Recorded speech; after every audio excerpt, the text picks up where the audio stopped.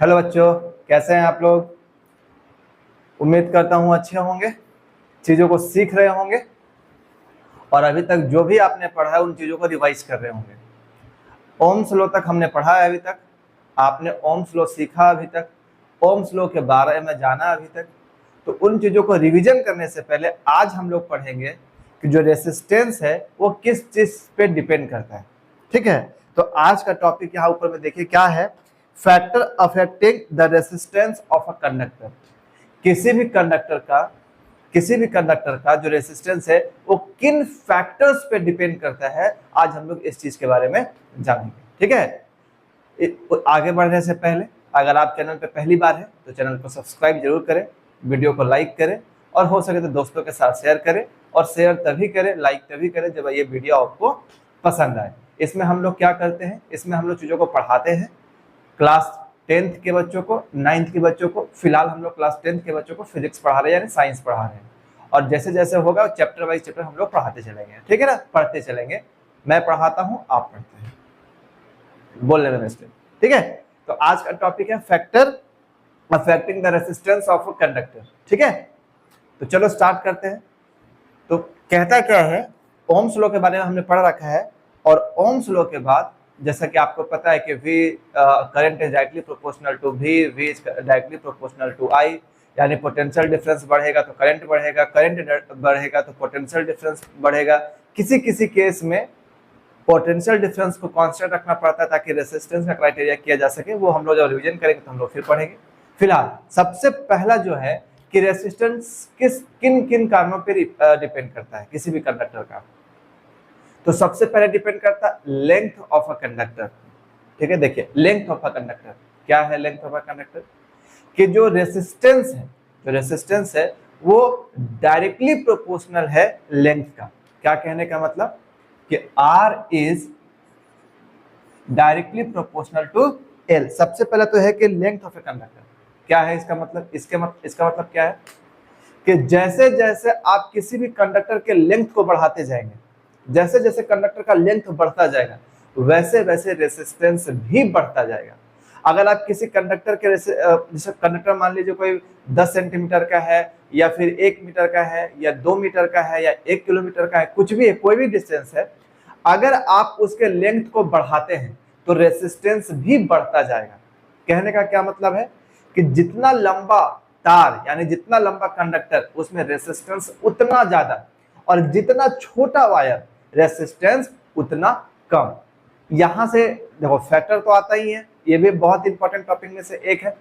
Factor तो आता ही है, फैक्टर तो आता ही है क्या कि किन किन कारणों पे डिपेंड करता है। एक नंबर में क्वेश्चन में आएगा तो आप ये लिख सकते हैं क्या क्या चीज है उस पर डिपेंड करता है। उसको तो यहाँ पे देखो बगल में लिखा हुआ होगा पहले एक साथ कि क्या क्या पे डिपेंड करता है, उसके बाद फिर हम लोग एक एक करके पढ़ते हैं किन किन पे डिपेंड करता है। तो पहला लेंथ पे डिपेंड करता है। कैसे कि जितना ज्यादा लंबा लेंथ होगा रेसिस्टेंस उतना ज्यादा होगा, जितना छोटा लेंथ होगा रेसिस्टेंस उतना कम होगा। मतलब छोटा है तो उसमें रेसिस्टेंस बहुत कम होगा, जितना बड़ा है उसमें रेसिस्टेंस उतना ही ज्यादा होगा। तो कभी कभी क्वेश्चन आता है कि if we double the resistance of length of a wire तो what will be change in resistance. Simple बोलेंगे कि रेसिस्टेंस क्या हो जाएगा, दुगना हो जाएगा। अगर हम लोग लेंथ घटा दे, कोई पहले से 1 मीटर का था उसको कम कर दे तो बोलेंगे सर जितना आप लेंथ को कम करेंगे उतना ही रेसिस्टेंस को भी कम होना होगा। यही पहला रिलेशन है। यानी कि सिंपली आपको याद रखना है कि जो भी रेसिस्टेंस का जो लेंथ का है किसी भी कंडक्टर का, कंडक्टर बढ़ा रहे हैं यानी लेंथ बढ़ा रहे हैं तो रेसिस्टेंस भी बढ़ता जाएगा। क्लियर, यही पहला है। ठीक है, यानी जितना लंबा तार होगा रेसिस्टेंस उतना ज्यादा होगा, जितना छोटा तार होगा रेसिस्टेंस उतना कम होगा। दूसरा क्या है, दूसरा है कि resistance depends on area of cross section. कैसे, तो बोलेंगे किस तरीके से एरिया ऑफ क्रॉस सेक्शन पे डिपेंड करता है। तो कहेंगे कि जो रेसिस्टेंस होता है वो इनवर्सली प्रोपोर्शनल होता है किसी भी कंडक्टर के एरिया ऑफ क्रॉस सेक्शन का। इसका क्या मतलब है,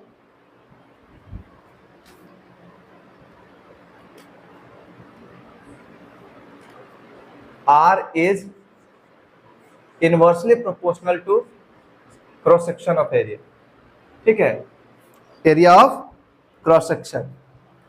मतलब क्या कहने का इसका है, मतलब ये कहने का है, देखो यहां से तो सबसे पहले समझो क्या कहने का मतलब है कि जो रेसिस्टेंस है वो एरिया ऑफ क्रॉस सेक्शन का इनवर्सली प्रोपोर्शनल है। मतलब कोई तार कितना मोटा है कितना पतला है ये उस पर डिपेंड करता है।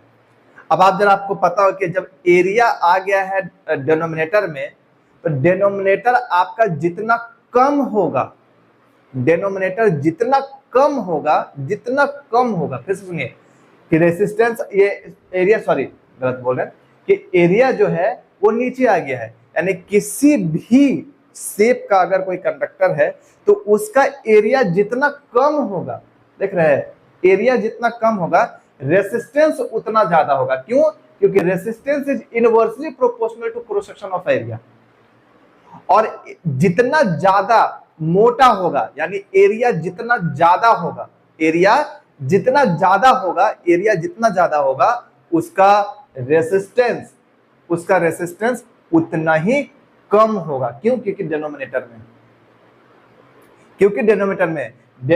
में कोई चीज जितना ज्यादा होता है एक्चुअल में उसकी वैल्यू उतनी कम होती है। जैसे कि रेसिस्टेंस के डिनोमिनेटर में एरिया है, यानी एरिया जितना ज्यादा होगा उसका रेसिस्टेंस उतना कम होगा, और जितना एरिया कम होगा उतना रेसिस्टेंस ज्यादा होता है। ये किस चीज पे डिपेंड करता है? ये कोई, जैसे मान लो ये हम मार्कर है, तो मार्कर का ये पॉइंट सर्कल जैसा है ना, तो अगर हम इसका एरिया निकाले पाई आर स्क्वायर से तो इसका रेडियस तो कम हो गया। लेकिन अगर इसके जगह पर इतना मोटा, मतलब ये निकाल रहे इतना मोटा पूरा मिला के, तो अब इसका तो क्या हो गया, डिनोमिनेटर या इसका जो रेडियस हो तो बड़ा हो गया, बड़ा होती और मोटा हो गया। तो जितना मोटा होगा उसका रेसिस्टेंस उतना कम होगा, और जितना पतला होगा उसका रेसिस्टेंस उतना ज्यादा होगा। यानी मोटे तारों में रेसिस्टेंस कम होता है और पतले तारों में रेसिस्टेंस बहुत ज्यादा होता है। यह है एरिया पे डिपेंड करना। इससे क्वेश्चंस भी बनते हैं, और क्वेश्चन किस तरीके के बनते हैं आइए समझते हैं। यानी सिंपली क्या है, अब इसमें से क्या क्वेश्चन बनता है वो देखो। ये कैमरा का हम क्या करें समझ में नहीं आता है। देखो कि अगर हम लोग ये जो ए लिखा हुआ है, अगर हम लोग एरिया को डबल करेंगे तो रेसिस्टेंस मेरा आधा हो जाएगा। अगर हम लोग रेसिस्टेंस को ज्यादा करेंगे तो एरिया मेरा कम हो जाएगा। यानी ये दोनों एक दूसरे का रेसिप्रोकल है। रेसिस्टेंस बढ़ेगा तो एरिया कम होगा, एरिया बढ़ेगा तो रेसिस्टेंस कम होगा। तो आपसे क्वेश्चन ऐसा नहीं पूछेगा, आपसे क्वेश्चन पूछेगा कि अगर हम एरिया को डबल करें रेसिस्टेंस में क्या होगा, तो याद कीजिएगा वो हमेशा आधा हो जाएगा। अगर एरिया बढ़ाए तो रेसिस्टेंस में क्या कमी हो जाएगा, आधा हो जाएगा। और अगर एरिया को आधा किया जाए तो रेसिस्टेंस क्या हो जाएगा, 2 गुने से बढ़ जाएगा। याद रखिएगा, ठीक है। देखिए आपके बुक में एक लाइन लिखता है क्या साफ सुथरे वर्ड में, पीपीटी नहीं है तो ऐसा ही करना पड़ेगा। क्या कहता है कि व्हेन द, यहाँ देखो यहाँ लिखा हुआ है, when the area of cross section of wire is doubled, जैसे ही एरिया को हम लोग डबल करेंगे इट्स रेसिस्टेंस गेट हाफ। अभी जो मैंने आपको बताया कि रेसिस्टेंस क्या हो जाएगा, तुरंत का तुरंत आधा हो जाएगा। If the area of cross section wire is half, अगर हम एरिया कम करते हैं तो रेसिस्टेंस गेट डबल, रेसिस्टेंस तुरंत क्या हो जाएगा, ज्यादा हो जाएगा। इस बात को आप लोग याद रखिएगा। और आपसे मैंने कहा कि पतले तारों में रेसिस्टेंस ज्यादा होता है, सॉरी कम होता है, और मोटे तारों में रेसिस्टेंस बहुत ज्यादा होता है, ठीक है। और तो कुछ खास इसमें नहीं है। एक चीज आपको याद रखना है यार, क्या रखना है याद, जो है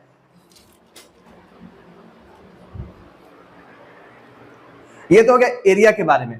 अगर आपसे डायमीटर के बारे में पूछेगा, डायमीटर के बारे में पूछेगा तो आपको हमेशा याद रखना है कि जो रेसिस्टेंस होता है वो हमेशा इनवर्सली प्रोपोर्शनल होता है स्क्वायर ऑफ द डायमीटर। मतलब अगर हमको ये लिखना पड़े यहाँ पे तो हम लोग बोलेंगे कि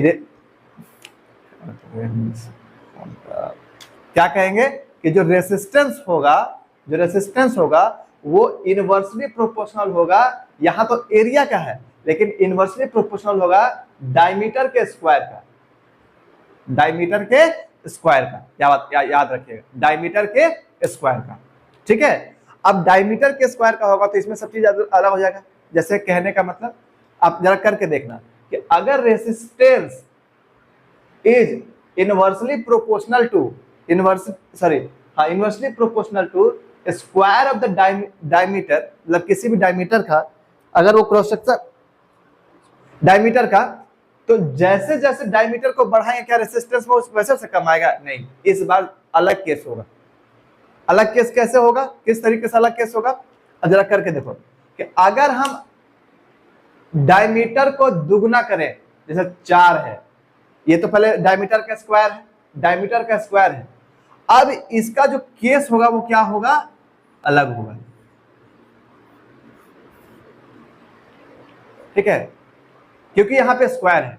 जैसे कहने का मतलब कि डायमीटर मान लो 2 मीटर का है, डायमीटर मान लो 2 है, ठीक है ना, हम करके समझा रहे हैं। जैसे कि डायमीटर 2 है, तो जब डायमीटर 2 है तो इसमें कितना का कमी आ रहा है? ये डायमीटर 2 है तो ये 4 हो गया, 4 हो गया ना। लेकिन जब हम डायमीटर को बढ़ा रहे हैं, दुगना कर रहे हैं, डायमीटर को दुगना कर रहे हैं, 4 कर रहे हैं, तो डायमीटर को अगर हम 4 कर रहे हैं यानी डबल कर रहे हैं, तो ये कितने बार से परिवर्तन हुआ? देखो तो कि ये डायमीटर 2 था तो ये 4 हो गया, अब डायमीटर 4 तो ये कितना बार हो गया? 16 बार, 16 टाइम।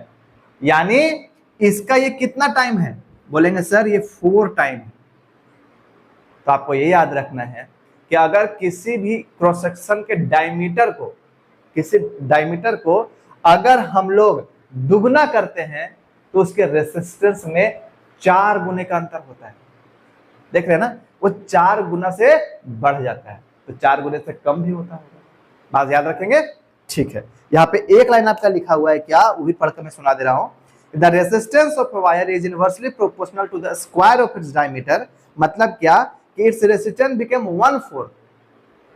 अब हम लोग क्या करेंगे कि जब यहाँ पे अगर मान लो हम इसको कम करेंगे तो उसका रेसिस्टेंस 1, जब ये 4 टाइम बढ़ा तो 1/4 से कम भी तो होगा। इस चीज को याद रखिए, ठीक है। चले आगे, यहां तक आपको कोई दिक्कत नहीं हुआ होगा। यानी आज हम लोग, हाँ, ये थर्ड क्या है? थर्ड, तो थर्ड कहेंगे कि जो रेसिस्टेंस होता है वो किसी भी कंडक्टर के मटेरियल पे डिपेंड करता है कि कंडक्टर किस चीज का बना हुआ है।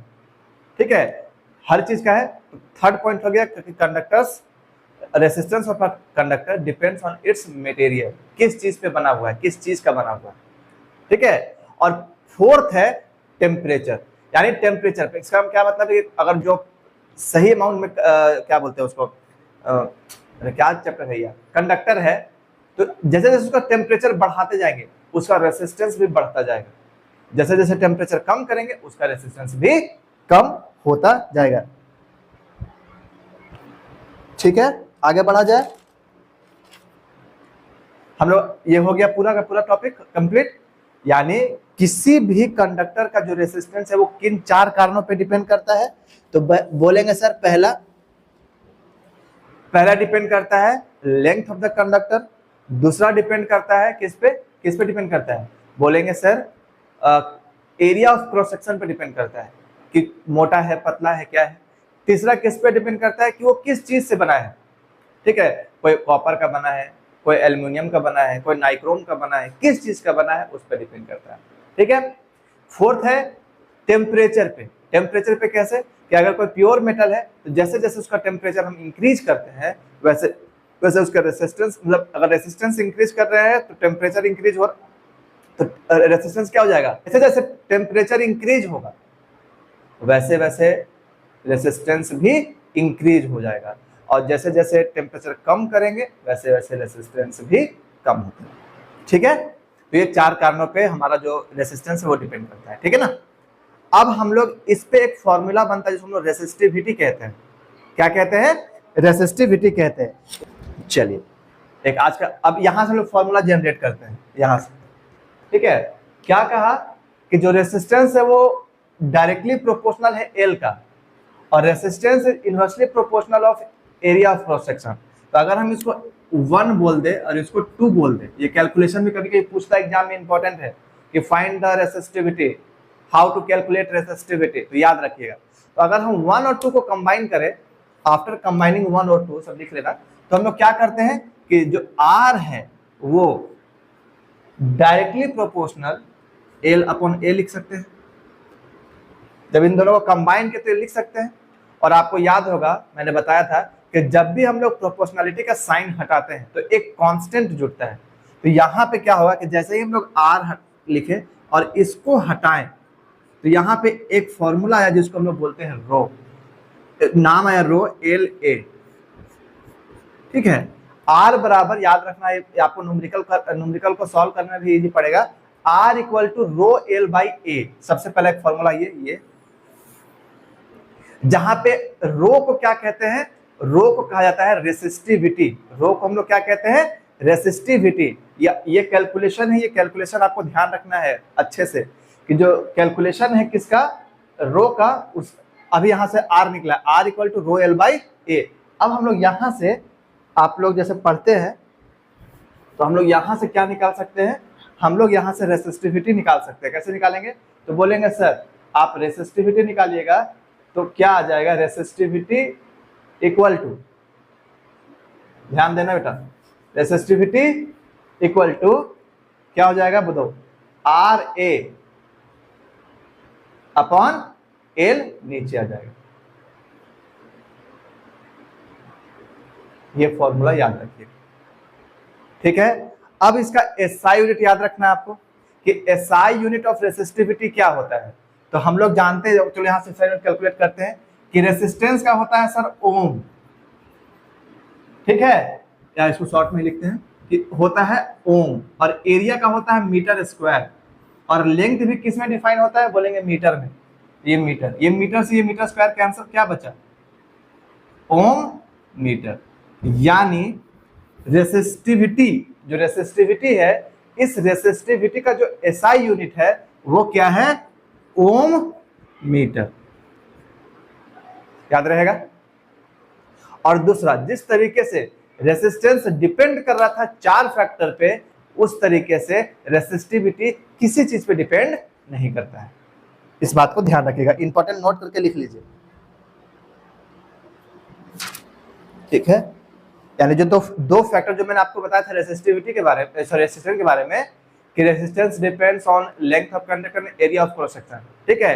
तो ये जो रेसिस्टिविटी है ना ही लेंथ पे डिपेंड करता है और ना ही थिकनेस पे डिपेंड करता है, ये केवल नेचर पे डिपेंड करता है कि ये किस चीज का बना है, और टेम्परेचर पे डिपेंड करता है। या ये बहुत इंपॉर्टेंट टॉपिक है 1 नंबर के लिए, कि जो रेसिस्टिविटी वो किस पे डिपेंड करता है। तो रेसिस्टिविटी डिपेंड करता है कि ये किस चीज का बना हुआ है, material of the conductor, nature of the conductor, और साथ ही साथ टेम्परेचर ऑफ द कंडक्टर, ठीक है। दूसरा, ये इसके थिकनेस पे डिपेंड नहीं करता है और ना ही लेंथ पे डिपेंड करता है। यहां तक क्लियर है। अब एक छोटा सा पॉइंट, फिर इस टॉपिक को बंद करेंगे आज का। कह रहा है कि जो रेसिस्टेंस, कभी कभी क्वेश्चन पूछता है कि रेसिस्टिविटी और रेसिस्टेंस दोनों बराबर कब होंगे। ये हो गया होगा आपका, ये दोनों टर्म आपस में बराबर कब होंगे, देखो तो, रो इक्वल टू R कब होगा। तो हम बोलेंगे सर R को R ही रहने देते हैं, और एरिया को अगर हम 1 कर ले और लेंथ को हम लोग 1 कर ले, तो जो रेसिस्टिविटी जो निकल के आएगा, जो रेसिस्टिविटी जो निकल के आएगा वो हो जाएगा क्या, वो हो जाएगा, हाँ, यानी यहां से आपको याद रखना है कि रेसिस्टिविटी, यार ऐसे लिखाता है, ठीक ना, अपना देख लेना जिसको जैसे सहूलियत हो, ठीक, कि जो रेसिस्टिविटी है वो रेसिस्टेंस के बराबर कब होता है। तो हम बोलेंगे कब होता है कि जब कोई कंडक्टर का लेंथ 1 मीटर का हो, 1 मीटर का हो, और उसका एरिया ऑफ क्रॉस सेक्शन भी 1 मीटर स्क्वायर का हो, तो वो रेसिस्टिविटी, वो जो क्या कहते हैं रेसिस्टेंस होगा, वो रेसिस्टेंस रेसिस्टिविटी के बराबर होगा, ठीक है, समझ में आ गया। तो आज का टॉपिक हमारा पढ़ने का यही है। हम लोग क्या करते हैं कि पढ़ने बाद रिवीजन करते हैं, तो आज हम लोग रिवीजन तो उतना नहीं करेंगे, ठीक है। आज बस केवल हम लोग ओम्स लॉ हल्का सा वेरीफाई करके हम लोग आगे फिर हम लोग छोड़ देते हैं, ठीक है ना। तो आप समझ गए कि क्या है, टॉपिक का नाम क्या था, कि रेसिस्टेंस किस पे डिपेंड करता है, factor affecting the resistance of a conductor. तो बोलेंगे क्या पढ़ा हमने, तो बोलेंगे सर सबसे पहले लेंथ पे डिपेंड करता है, यानी कितना बड़ा है कितना छोटा है, ठीक। दूसरा, उसके मोटाई पे डिपेंड करता है, यानी थिकनेस पे डिपेंड करता है, पतला है, पतला है, मोटा है, क्या है उस पर डिपेंड करता है, यानी एरिया पे डिपेंड करता है। दूसरा उसके नेचर, मटेरियल पे डिपेंड करता है कि वो किस चीज का बना हुआ है, ठीक है ना। और चौथा डिपेंड करता है टेम्परेचर, टेम्परेचर ज्यादा है कम है उस पर डिपेंड करता है। रेसिस्टिविटी केवल 2 फैक्टर पे डिपेंड करता है, किस पे डिपेंड करता है कि वो किस चीज का बना है और टेम्परेचर क्या है, ठीक। रेसिस्टिविटी का जो एसआई यूनिट होता है वो ओम मीटर होता है। रेसिस्टिविटी और रेसिस्टेंस बराबर कब होते हैं, जब कोई कंडक्टर 1 मीटर का हो और साथ ही साथ उसका एरिया ऑफ क्रॉस सेक्शन यानी एरिया वो कितने थिकनेस उसका कितना हो 1 मीटर स्क्वायर का। क्लियर है, ठीक है, समझ में आ गया। ओम्स लॉ में हम लोग क्या पढ़े हैं, क्या छोड़ देते हैं, ठीक ना, छोड़ देते हैं, रिवीजन हम लोग फिर कल जब पढ़ेंगे तो फिर सारे टॉपिक्स को हम लोग रिवीजन करेंगे, ठीक है। चलिए अब हम लोग आगे पढ़ेंगे जो भी इसके बाद का टॉपिक होगा। अगर इतना आपको समझ में आ गया है, अच्छे से समझ में आ गया है, तो वीडियो को लाइक जरूर करें, चैनल को सब्सक्राइब जरूर करें, अपने दोस्तों के साथ जरूर शेयर करें, ठीक है, ताकि उनको भी ये सब चीज सीखने को मिले सही तरीके से, ठीक है। और तो कुछ नहीं, चलिए बढ़ते, मिलेंगे नेक्स्ट वीडियो में। जय हिंद।